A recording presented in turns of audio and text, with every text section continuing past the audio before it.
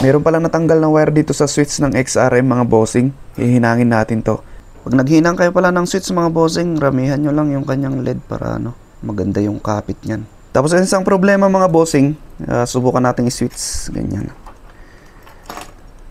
May mga contact kasi yan sa loob. Nagdidikit yan. Pag sinwitch natin siya, papapansin nyo parang may spring. Bumabalik-balik. Meron yan mga bossing.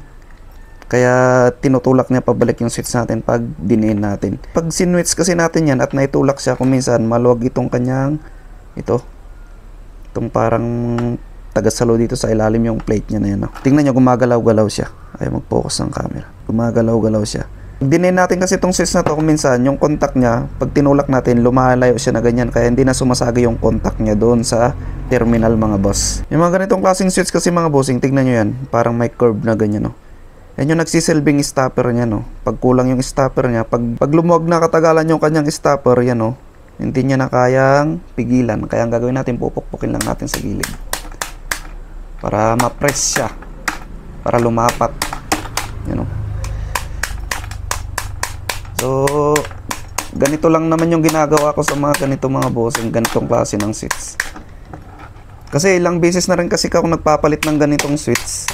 Pabalik-balik din ng sira, lalo na pag nababasa o kaya katagalan, natatanggal yung kanyang wire. Minsan nga 3 buwan pa lang wala na, sira na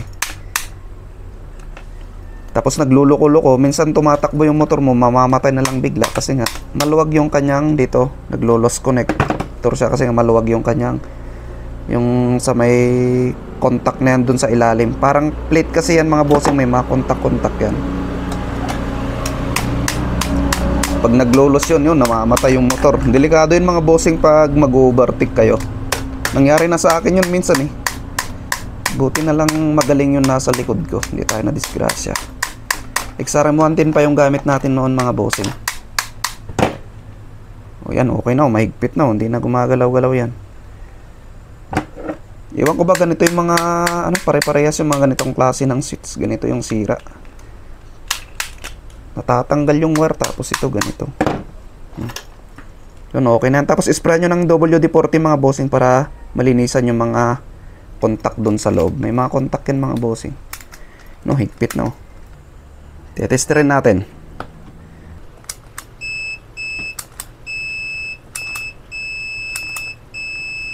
Sa mga ganitong klaseng style mga bossing, napakadali lang po ayusin nito. Sana po makatulong tong video na to. Ride safe po sa ating lahat. Peace out.